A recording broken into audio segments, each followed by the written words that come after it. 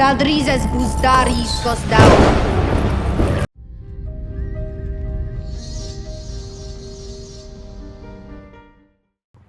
This video isn't going to be very long. Please do me a favor, slap a like on it, make sure you subscribe, and consider checking out my Patreon over on patreon.com/yourhuntsreviews.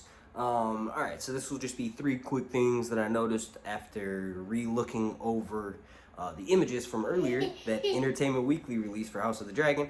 I kind of broke that down live and was looking at them all at the same time. That video is linked down below in the description. Go watch that. It's like 21 minutes long.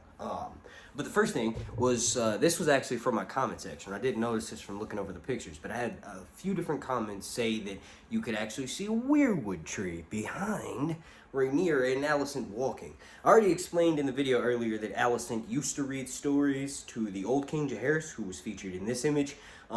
When he died, she spent so much time with him, Alicent spent so much time with the old king towards the end of his reign, that he actually thought that she was Sarah, who was one of his daughters that ran away from him because he wanted to try to control what she did, right? She slept with a bunch of different people. She basically just wanted to be her own person, but she ended up running away across the narrow sea and starting a whorehouse.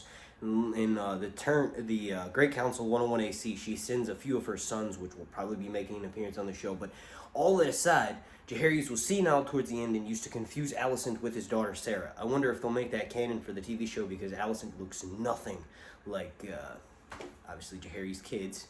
They all look like Rhaenyra and Viserys and Daemon. Viserys and Daemon are his grandchildren.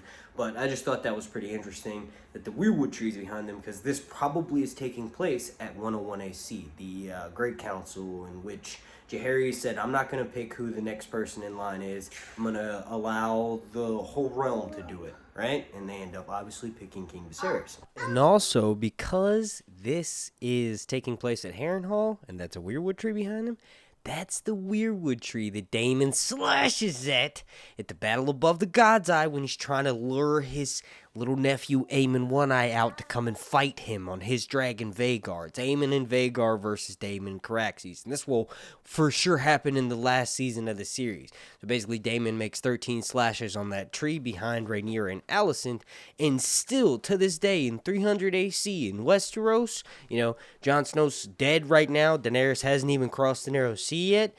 Those 13 slashes, all right, baby, those 13 slashes still bleed fresh every spring.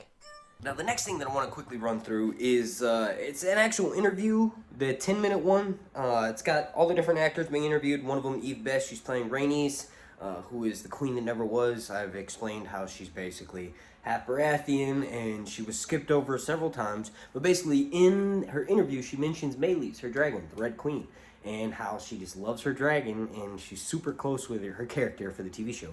Rhaenys and Melis are basically one. So it'll be interesting to see, because her and Corlys kind of have spats at different times. Corlys has 2 bastard children that he doesn't bring forward until after she dies. So it'll be interesting to see what they argue about. Obviously, Corlys, Steve Toussaint, the actor who plays him, mentions how his character kind of wants more, because all of his children are dragon riders, all of the people who are related to him are dragon riders, but he himself is not. But Corlys is a sea snake. He's named after his greatest voyaging vessel, right? He's basically this pirate king who him and Daemon conquer the Stepstones. But all of that aside, what I wanted to mention, aside from Eve Best being excited about her relationship, Melis and Rhaenys, right? Her relationship with her dragon, the Red Queen, is when Melis and Rhaenys dies, which will probably be like season 4, one of the later seasons, probably the second to last one.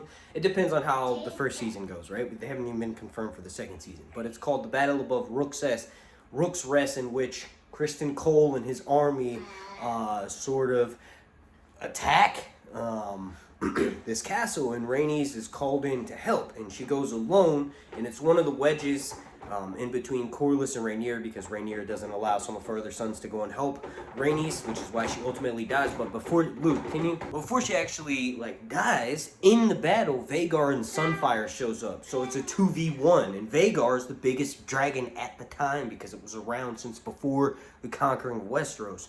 So it's one big dragon, and then Sunfire, the most beautiful dragon, versus Melis. Obviously, they go at it, and Melis and Rhaenys die, but Sunfire is nearly mortally wounded, and Vhagar ultimately survives the battle. Now that I've actually had some time to think about it, this battle may take place in maybe an earlier season, because Rook's Rest isn't that far from King's Landing. So strategically, it's one of the earlier things that happens in the story. So maybe it'll happen in season 3. I doubt it'll happen in season 2. So you all let me know down below in the comment section. All right, and then lastly, if you'll notice, behind the image of Alicent and Rhaenyra embracing, there's actually a blurred out image of Aemon. It's pretty obvious, because when you really zoom in, you can see the red, sort of inflicted with pain eye that's slashed out by Viserys.